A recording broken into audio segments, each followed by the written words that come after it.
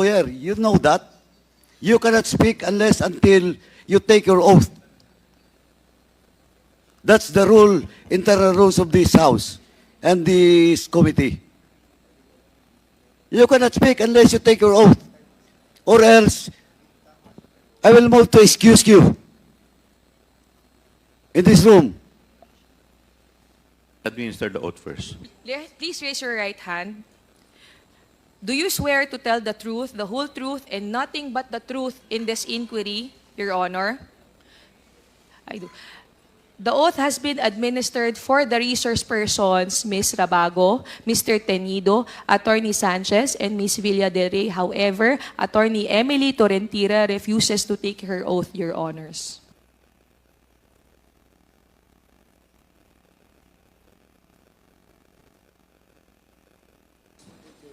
Mr. Chairman, I'm just wondering why attorney, what's the name of that that person? Attorney Emily Emily Torrentira, Your refused to Honor. raise her hand or the oath taking.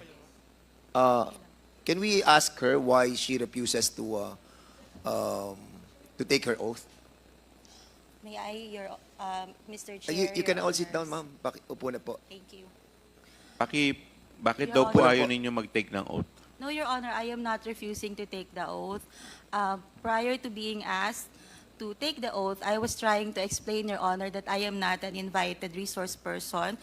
Second, that I have only been asked now to explain why there was no receipt for subpoena for the persons who are not present here. That is what I am trying to say, Your Honors, respectfully.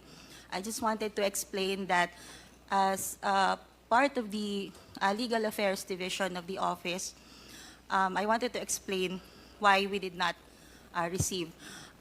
In accordance with the rules governing inquiries in aid of legislation, wherein the rules of court suppletorily applies, Rule 14 in relation to Rule 21 of the Rules of Court, Your Honors, personal service must be made to resource persons who are being issued subpoena. With that, Your Honor, they being not present in the office at that time, no person can receive on their behalf, and hence, there will be no proper service. Respectfully, Your Honors.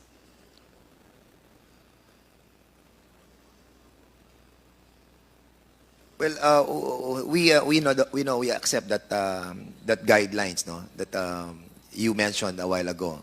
But you all know that this is an aid in aid of legislation, and the reason why we are trying to course this invitation to the office of the president, we discussed this lengthily already, and the testimony of Attorney Lopez is so important to us.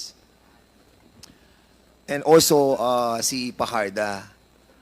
And I think, Mr. Chairman, with this kind of explanation that being manifested by Attorney Tolentino, as much as we accept that that premise of her, but somehow we are all guided with moral decency, no? That somehow, sana Mr. naman, Chairman. umattend naman po sila dito kahit na sabihin po natin that yun nga po ito po yung sinasabi nung inyong minention a while ago, but I think somehow sa akin personally that is not accepted. And isang tanong lang, attorney, have somebody told you not to accept all those invitations? No, Your Honor. It was a... So it's- it is in accordance with the rules, Your So Honor. it's your own Attorney, volition. we will recognize you later because hindi po kayo nag-take ng oath. Okay na po. Mr. Chairman. You've already said your piece. Thank Mr. you, Your Chairman. Honor. Congressman May I Paduano, ask you're the recognized. good attorney, what is your role in this? You are not invited, but you are present in today's hearing, and you never take your oath. As Why? legal counsel. What is your presence? Mr. Chair, Your Honor, I am the Chief of Legal Affairs of the Office of the Vice President. So, I am here to represent the institution, Your Honor. So you are here to represent the institution. You should, before talking, you should take your oath. Because that is on record. You're a lawyer. You know that. You cannot speak unless until you take your oath. That's the rule, internal rules of this House and this committee. You cannot speak unless you take your oath. Or else, I will move to excuse you in this room. Your Honor, if I may, Mr. Chair. Point of order, Mr. Chair. Mr. What is, Chair, what is your point of order? yeah, I take the position of Congressman Paduano. I really don't know why she's here. Has she forwarded any explanation written as to her attendance? And then, Mr. Comsec. Chairman, No, Mr. Chairman, Mr. Chairman. Mr. Chairman, a while ago, she was trying to tell us that she is the representative of the office of the Vice President. And if you are the representative of the Vice President, you have this reason to take your oath as well. No, but, yeah, but other than that, Mr. Chair, before we can even proceed to asking her to take her oath, has she communicated officially to the committee that she is indeed representing the office of the Vice President? Is there any letter that whereby Attorney Tolentino is given authority to represent the office of the Vice President, Comsec? None, Your Honor. Did you submit your authority? If I may, Your Honor, respectfully. Yes, please. Mr. Chair, can we just call for a 5-minute suspension? Kausapin muna natin kung ano ba talaga kasi... 5-minute suspension Mr. declared Chairman. by the chair. Mr. Chairman,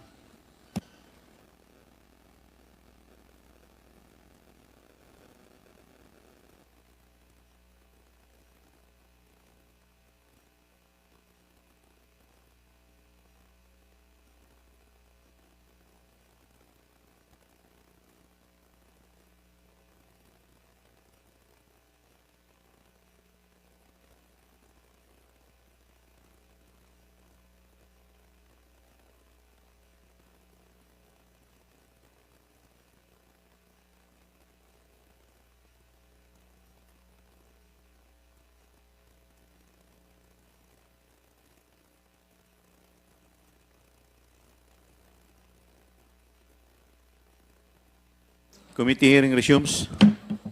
Mr. Chairman, Congressman J.J. Suarez, you're recognized. yeah. Mr. Chair, gusto ko lang po ilagay sa tamang perspective yung dahilan kung bakit po pina-excuse po natin yung isang individual na dumalo sa ating hearing. Baka po kasi magkaroon ng misunderstanding why she was excused from our hearing. Number one, she was not invited to attend today's hearing. Number two, she did not take her oath. So we don't even know the personalities and the circumstances to why she is here. And no communication was forwarded to the committee as to her attendance.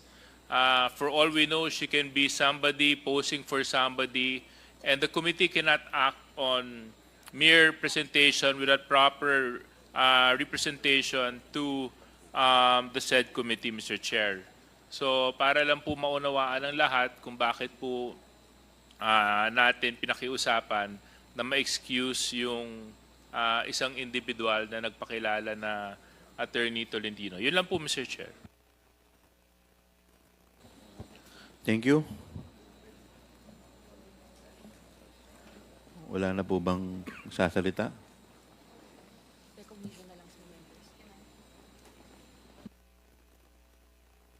Comsec? Chairman, permission to excuse. Chairman, permission to excuse. Yes, There's a Congressman Paduano, your Without excuse. vote. Thank you. Thank you. Comsec? Your Honor, may we recognize Honorable Joseph Jojo Lara from the 3rd District of Cagayan and Deputy Majority Leader Honorable Frances Pumarin from the 3rd District of Quezon City. Thank you, Your Honor. Thank you. We will now proceed to the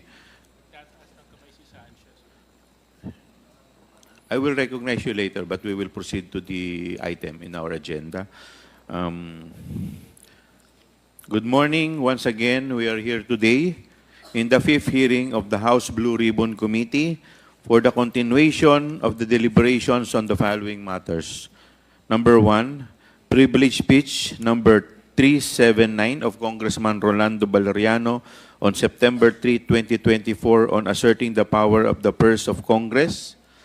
And 2, the motu proprio inquiry on the manifestation of Representative Jingy Luistro during the budget hearing of the Department of Education before the House Committee of Appropriation on September 2, 2024. Our ongoing inquiry was propelled by Representative Valeriano's demand to look into the Vice President's non-transparency and refusal to answer questions by the legislative on her utilization of public funds entrusted to her office, and the observation manifested by Representative Luistro concerning issues plaguing DepEd's budget utilization. Unfortunately, in the past 4 hearings of the Blue Ribbon Committee, all of the public officials involved in the utilization of public funds in the OVP, including confidential funds that were granted to it in 2022 and 2023, have not graced us with their presence. Nevertheless, we have diligently inquired into and examined available documents from the COA, DBM, and other government agencies in our past 4 hearings, and we are fortunate that other public officials from DepEd, COA, DBM, BTR, and even the AFP have provided valuable assistance as resource persons in our investigation to help us piece together and verify how public funds have been used in the DepEd and the OVP. Ngunit marami pa po tayong katanungan ukol sa pinagamitan ng ating public funds. Ang mga dokumentong nakalap natin ay hindi pa lubusang naipaliwanag, halimbawa kapansin-pansin na sa mga liquidation report ng confidential funds ng OVP ay pinalalabas rito na may confidential funds na napunta umano sa provision of medical and food aid bilang rewards. Nahigit or iba pa sa mga naire-report na medical at food aid ng OVP sa kanyang mga regular na confidential fund sa mga youth leadership summits na kanilang regular na isinasagawa.